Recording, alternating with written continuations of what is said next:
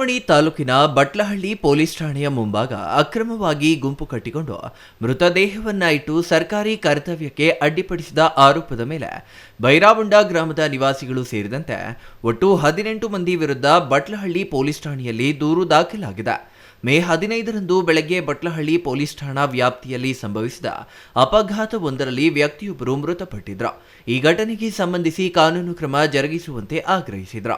ಅಂದು ಮಧ್ಯಾಹ್ನ ಮೃತರ ಸಂಬಂಧಿಕರು ಹಾಗೂ ಗ್ರಾಮಸ್ಥರು ಸುಮಾರು 50ರಿಂದ 60 ಜನರ ಗುಂಪಿನೊಂದಿಗೆ ಬಟ್ಲಹಳ್ಳಿ ಪೊಲೀಸ್ ಠಾಣೆಯ ಮುಂಭಾಗ ಜಮಾಯಿಸಿದ್ರು. ಠಾಣೆ ಎದುರು ಜಮಾಯಿಸಿದ ಪ್ರತಿಭಟನಾಕಾರರು ಮೃತದೇಹವನ್ನ ಠಾಣೆಯ ಮುಂಭಾಗದಲ್ಲೇ ಇಟ್ಟು ಅಕ್ರಮ ಕೂಟ ರಚಿಸಿಕೊಂಡು ಪೊಲೀಸ್ ಆವರಣದೊಳಗೆ ಪ್ರವೇಶಿಸಿದ್ದಾರೆ. ಪೊಲೀಸರು ಶಾಂತಿ ಕಾಪಾಡುವಂತೆ ಮತ್ತು ಕಾನೂನು ಕ್ರಮ ಕೈಗೊಳ್ಳುವುದಾಗಿ ತಿಳಿಸಿದ್ರು.